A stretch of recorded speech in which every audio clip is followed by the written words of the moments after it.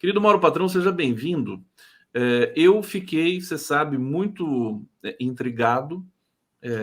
Eu sempre tomo cuidado para não comemorar, não sair comemorando essas coisas, mas a história do recorde de arrecadação de fevereiro também me deixou assim. Eu estava brincando. O Haddad ele é um cara obstinado, né? Ele quer realmente acabar com as fraudes, né? E não é que ele está conseguindo, Mauro. Fala um pouquinho sobre essa subida da arrecadação do governo em fevereiro e somando janeiro e fevereiro, parece que já deu quase meio trilhão, né? Quase 500 bilhões de reais. Você me alertou, falou assim, é legal, mas vamos tomar cuidado. E aí, Mauro Patrão? Primeiro, tudo bom, Conde? É o seguinte, eu fiquei sabendo que você teve um problema de ingestão de alimentos. Você tá tudo bem contigo? Eu tô melhor, sim, já melhorei, pessoal. Eu fiquei preocupado, me lembrei até quando eu tive o mesmo tipo de problema de ingestão alimentar. Estava fazendo doutorado lá em Campinas, fui pro hospital, fiquei tomando soro. E quando me deram alta, esqueceram de me dar o soro com glicose.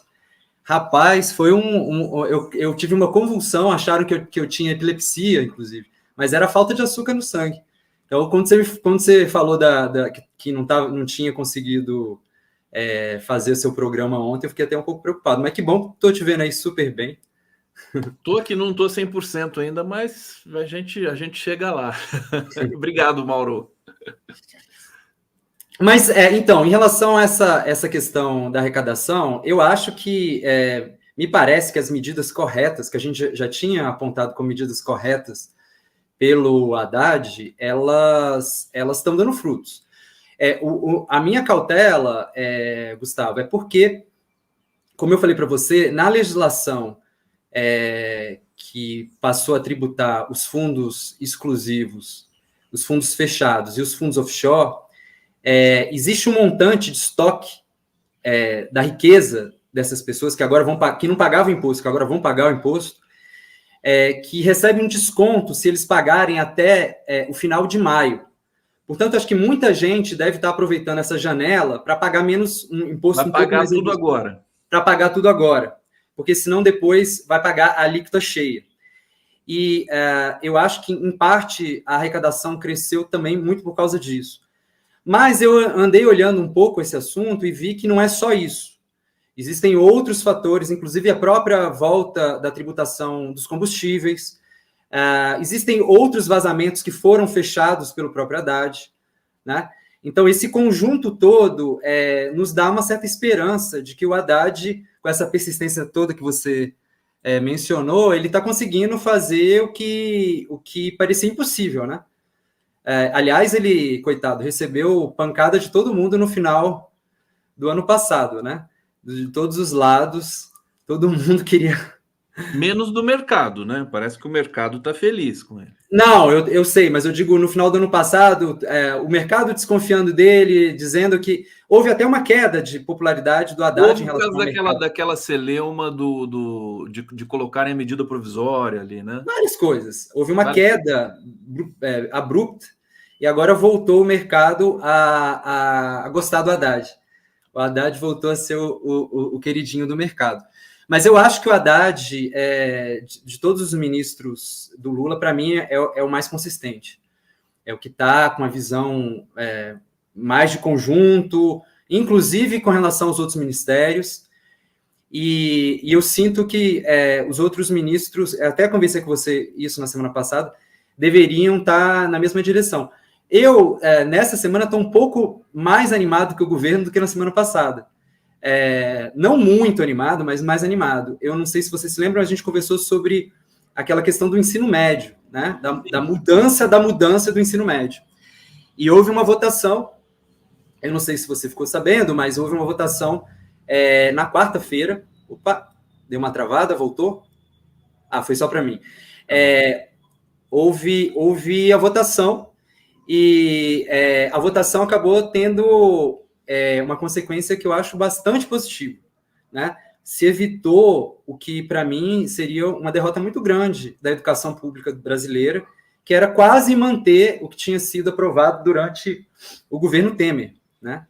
Então, essa votação, ela, de alguma forma, me deixou um pouco menos preocupado com o governo. Mas por que eu estou falando isso querendo fazer essa ligação uma coisa na outra, sim, com o próprio Haddad, né? Porque depois de muitas críticas de todos os lados, eu mesmo estava criticando aqui na semana passada, o ministro da Educação, Camilo Santana, saiu em campo junto com o resto do governo e fez a articulação que era necessária, né? O Lira, todo mundo sabe que ele gosta de negociações, né? Entre aspas, ele gosta de negociar. Então, o que o Lira fez? No ano passado, ele colocou um relator que era justamente o ministro do Temer, para fazer a relatoria desse projeto que corrigiria o que é a obra desse próprio ex-ministro, o Mendonça Filho. Então, o Lira age assim, ele coloca a dificuldade para depois ele vender a facilidade. Mas é a realidade hoje, a gente tem que lidar com isso. O que eu estava muito preocupado é que eu não via o governo em campo, e para mim me parecia, por tudo que a gente conversou semana passada, como um dos pontos mais importantes da educação do governo Lula, pelo menos nessa primeira metade do mandato, né? E no final eu acho que foi aprovado algo bastante melhor do que poderia ser se fosse aprovado o relatório do Mendonça Filho. Eu vou voltar a falar da questão da arrecadação na sequência com você, porque esse tema também da educação me interessa muito. Acho que a gente pode dar destaque a ele, pelo menos nessa próxima resposta sua, meu querido patrão, que é o meu querido patrão, ficou bonito, né? Meu querido patrão. Pode me chamar de boss, né? Pode me chamar de boss. Boss, Mauro Boss. Que é o fato de que mesmo você tendo ficado aliviado e outras pessoas também ligadas à educação, eu continuo achando que não é factível essa reforma do ensino médio do jeito que está para as escolas públicas. Sim. Você tem alguma avaliação sobre isso? Exatamente. Não está funcionando. Não é factível. Claramente não está funcionando. E, de uma certa forma, o projeto de lei aprovado na quarta-feira revoga, em grande medida, o atual novo ensino médio. Então, agora nós vamos ter um novo ensino médio, que me parece que vai diminuir esse desequilíbrio que ficou entre a escola pública e a escola privada. Porque, como eu te disse na semana passada, na escola privada houve um acréscimo. Se pegou o que tinha e colocou algo a mais. Mas não aconteceu isso na escola pública. E o desastre era muito grande. A escola pública não tinha condições de... Não tinha condições. Então, houve algumas... Só para sintetizar o que foi feito de melhoria na votação do projeto nessa quarta-feira, que basicamente refletiu o projeto enviado pelo próprio MEC. Em primeiro lugar, se restabeleceu a quantidade de horas para as disciplinas ditas clássicas ou as disciplinas obrigatórias, disciplinas que vão cair no Enem. Ou seja, saiu das 1.800 horas e voltou a um patamar maior de 2.400 horas. Então, essa é um primeiro dado fundamental. Segundo, portanto, se reduziu aquela parte optativa de 1.200 para 600 horas. Mas o mais importante é o que você está falando. Ao invés de ter... porque não existia condição da escola pública oferecer dezenas de trilhas e caminhos possíveis por falta de recursos, né? E se fez, então, o que eu julgo que também é muito correto, se concentrar em alguns... São 4 focos, e você tem que, se eu não me engano, apresentar trilhas formativas. Né? Os itinerários. Itinerários, perfeito, essa é a palavra. Pelo menos, são, acho que, 4 itinerários, ou pelo menos os itinerários têm que conter cada uma das 4 grandes áreas. Então, ficou uma coisa, e se afastou aquele tipo de situação em que existia aula para produzir brigadeiro, enfim, coisas meio caricaturais, que meio que se espalharam pelo Brasil. Então, no geral, né, só para fechar esse assunto, eu acho que foi um grande avanço, sabe?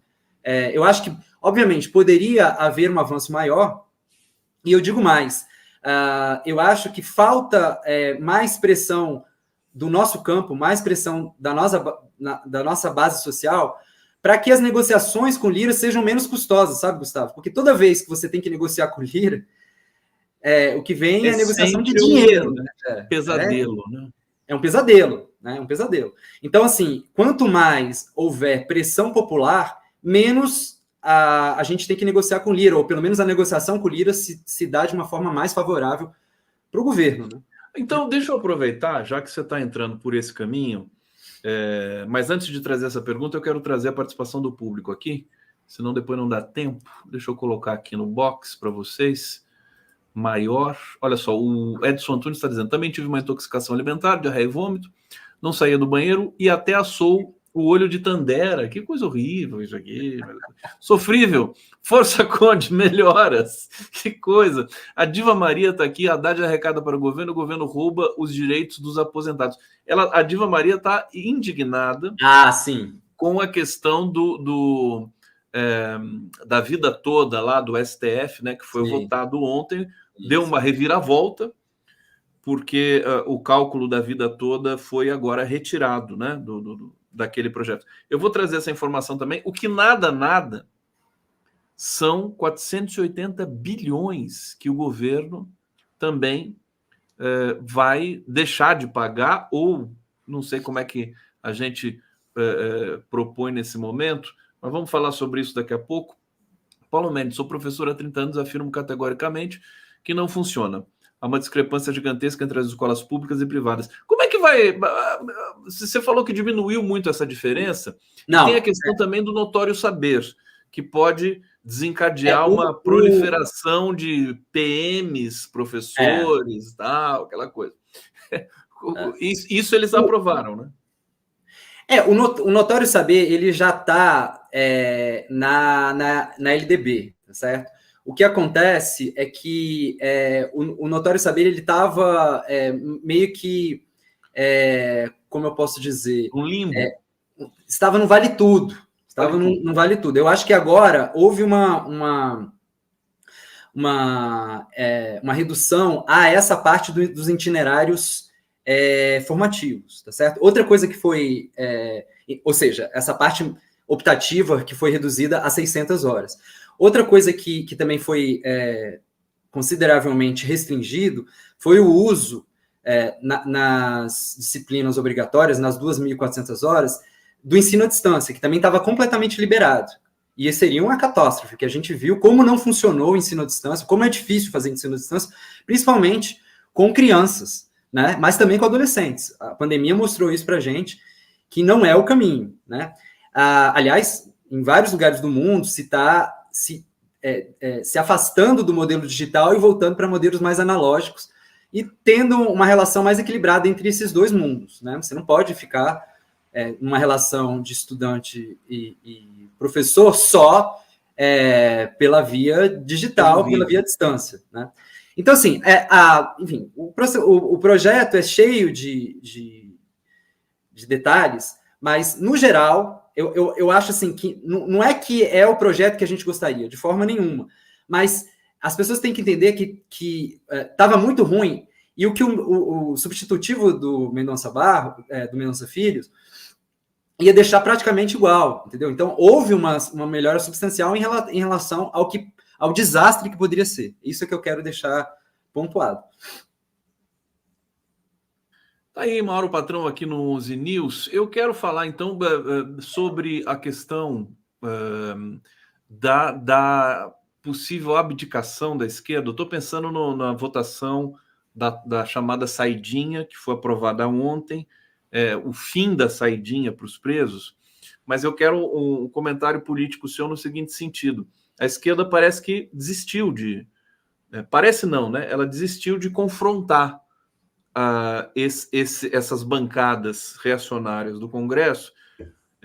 Em grande medida, eu creio que seja pelo custo político disso e o custo na popularidade, concretamente, né? Eles pensam nisso, né? Sabe que a população existe esse populismo, digamos assim, da segurança pública, e eles abdicaram disso. E aí, Mauro, o que se comenta é que só a economia, esse governo Lula está conseguindo fazer o embate e a sua trilha só no setor da economia. Talvez seja porque tem um ministro bom na economia, né?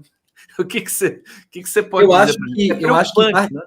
Eu acho que em parte é isso. Eu acho que em parte é isso. Eu acho que o Haddad, a gente pode fazer várias críticas em relação ao Haddad. Eu tenho as minhas críticas em relação ao Haddad, mas não dá para negar que o Haddad é um cara que articula, é um cara que se movimenta, vai para o Congresso, vai conversar com os diversos setores, conversa com os outros ministros, articula com os outros ministros. Então, boa parte dos projetos, dos grandes projetos do governo, está com o Ministério da Fazenda no meio. Então, por isso, um pouco esse viés, digamos, da economia, certo? E vamos lembrar, né, Gustavo, que o governo, ele, assim, eu não sei se você concorda comigo com a mesma intensidade, mas eu acho que o governo anda cometendo muitos equívocos desde o início. Por exemplo, recentemente, essa questão dos móveis do Alvorada. Eu achei uma coisa assim, inacreditável. Parece que saiu uma segunda nota esclarecendo um pouco o assunto, e nessa segunda nota não seria culpa do governo. Eu acho que não resolve falar isso. Primeiro que eu não sei se chegou ao ouvido da maior parte das pessoas, tá certo? Segundo, eu não sei se é verdade, porque parece um pouco desculpa. Assim, o que eu acho que deveria ter sido feito, por exemplo, nesse caso? Deveria ter se chamado, se é verdade o que o governo disse nessa segunda nota, você não concorda comigo que deveria se chamar uma coletiva de imprensa, esclarecer o assunto? Se chama uma coletiva de imprensa, se mostra as provas e se esclarece o assunto. Vai ser manchete de todos os órgãos de imprensa. Isso não foi feito, então a gente não sabe nem direito se é verdade ou se é só uma tentativa de limpar um pouco a barra. Eu acho dito pelo não dito, né? O cara vai lá e fala, não dito. Então, assim, a gente já acompanhou muito isso, Gustavo, o tempo inteiro. Teve a questão da BIM, teve a questão... Enfim, é uma lista muito grande. Qual é o ministro que eu acho que menos cai em casca de banana? É o próprio Haddad, né? Agora, eu acho que realmente falta o que o Nassif, por exemplo, defende, de uma pauta mais global do governo. No caso do Nassif, ele foca muito nessa questão da economia, é a questão da produção e tal. Mas eu acho que falta uma articulação geral do governo e dos seus diversos ministérios, inclusive para a gente, de maneira adequada, incluir essas pautas mais polêmicas, de uma forma que... Aliás, sem querer te interromper, eu acho que o caso da Nízia Trindade é exatamente... Ela é o oposto do Haddad, vamos dizer assim. Quer dizer, ela é brilhante, né? Tecnicamente, uma pessoa absolutamente qualificada, mas você vê, o Haddad transita no Congresso, viaja o Brasil para todo quanto é lado, e a Nízia a gente não vê. O próprio governo sentiu isso. O próprio ministro da Educação, ex-governador por 2 mandatos, um quadro, mas com pouca... muitos estavam caracterizando como um ministro encastelado, né? Assim, a crítica dos próprios aliados, né? Agora começou, parece que a ter uma presença maior, e tem que ter essa presença maior, já que o Congresso brasileiro é muito desfavorável. Não é isso? E o Lula deu a bronca, né, na reunião com os ministros, né? Exatamente. Ali ele acertou. Vamos ver se os ministros vão entender agora isso. Quer dizer, eles têm, inclusive, a presença do Sidônio Palmeira, o marqueteiro. O Lula também chamou o Sidônio Palmeira para conversar. E aí ele falou o óbvio, que todo mundo sabe, né? Precisa chamar o marqueteiro para dizer o óbvio, né? Que tem que fazer peças de vídeo com o Lula correndo, dando comida pro peixe, né? Para ficar mais. Senão a aprovação vai cair mesmo, querido. Não tem o que fazer. Né? E saiu mais uma pesquisa agora, né? Saiu mais uma que já acusou de novo mais uma. Parecida, quer dizer, não é uma situação assim catastrófica, mas é uma situação que começa a preocupar, realmente.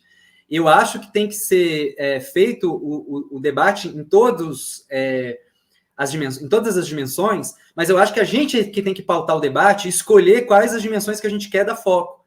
Eu acho que a gente fica muito a refém, né? Fica muito refém do... Estou vendo acontecer, Mauro, assim, o que precisa acontecer, né, é que os ministros participem mais do embate, né? Sim. E como o próprio Haddad faz, né? Às vezes mais discretamente, às vezes não. Mas participar e interagir entre eles. E interagir Hã? entre eles. Interagir entre eles também é muito importante. E eu digo mais, não é responsabilidade do Ministério da Fazenda fazer articulação. Quem deveria estar fazendo a articulação é a articulação do Palácio do Planalto. Quer dizer, sim, são os ministros... Padilha e Rui Costa. E o Rui Costa, exatamente. São os dois, o Casa Civil e a articulação política. São os dois ministros que deveriam estar fazendo essa ponte, inclusive, entre os ministérios, principalmente a Casa Civil e com o Legislativo. Mas a minha sensação é que o único que está realmente entrando em campo e vestindo a camisa... Não, assim, talvez seja um pouco de exagero, mas o que realmente se destaca é o Haddad. E eu acho isso um pouco complicado. Agora, em relação a bandeiras, eu acho o seguinte, Gustavo, essas bandeiras sobre questões macroeconômicas, mesmo questões que envolvem diretamente a vida de cada um e de cada uma dos brasileiros e das brasileiras, como o desemprego menor, a inflação baixa, tudo isso é muito importante. Mas existem outros aspectos do governo que são relacionados ao funcionamento da vida das pessoas. Por exemplo, o funcionamento dos serviços públicos. Como é que a gente está... O que o Ministério da Saúde e o que o Ministério da Educação e outros ministérios estão fazendo para melhorar a qualidade do serviço público? Essa é uma das maiores, digamos assim, um dos maiores calcanhares de Aquiles da esquerda. Como é que você consegue defender o serviço público se o serviço público não está agradando a maioria da população? Muitas pessoas, inclusive, não usam o serviço público e não têm a dimensão das dificuldades que as pessoas que usam o serviço público passam, tá certo? Eu acho que a esquerda, ela tem que abrir um pouco, e o governo tem que abrir mais ainda esse olhar. E eu digo isso porque existem resistências a coisas que, para mim, são básicas. Por exemplo, algumas pessoas dizem o seguinte: nós não podemos transformar os cidadãos em consumidores. Então, nós não podemos transformar os usuários do sistema de saúde em consumidores.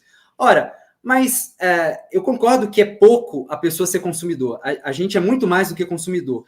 Agora, a situação, muitas vezes, da maior parte dos usuários de serviço público no Brasil é abaixo de consumidor. Para quem que a pessoa pode reclamar quando acontece alguma coisa que o desagrada profundamente? Quando um determinado atendimento não é feito de forma adequada? Tá certo? Então, por exemplo, eu pessoalmente defendo, já abri essa discussão em vários lugares de esquerda, inclusive dentro do PT, mas existe uma resistência enorme. Aqui, os usuários, que a esmagadora maioria da população é realmente a classe trabalhadora brasileira, são os usuários do serviço público brasileiro, que eles possam avaliar o serviço público, que eles possam avaliar, inclusive, os atendimentos, Como é que seria essa avaliação na sua visão? Por exemplo, eu acho que é uma espécie de democracia participativa. Você pode avaliar tanto, por exemplo, você vai num posto de saúde, você pode avaliar tanto o funcionamento global do posto de saúde, mas você pode avaliar também como é que foi o atendimento dos profissionais. Hoje em dia, existe possibilidade de fazer isso tecnicamente com os meios digitais sem maiores problemas. Você vai lá e vota. É só ter um aplicativo. É um aplicativo. Por que eu acho que isso é super importante? Por quê? Porque eu acho que a gente precisa dar mais poder para a população, ajudar o Estado a funcionar melhor, o governo a funcionar melhor. Eu acho que isso teria um impacto positivo na avaliação do governo enorme. Enorme. Boa parte da resistência dos evangélicos e de pessoas que são contra, inclusive, o Estado, é porque não percebem o Estado sendo algo que eles não que é apropriado por eles. E eu estou falando isso como um servidor público. Sou servidor público, mas acho que tem que ser avaliado. Acho que tem que ser avaliado. Então, assim, existem milhões de maneiras. Isso não significa, assim, por exemplo, que o meu salário todo, o salário todo do servidor público tem que ser função da avaliação. Não, mas pode ter um incentivo, pode ter um extra, tá certo? Que tem a ver com diferenciar profissionais que estão mais empenhados, profissionais que estão menos empenhados. Mas isso é um tabu na esquerda.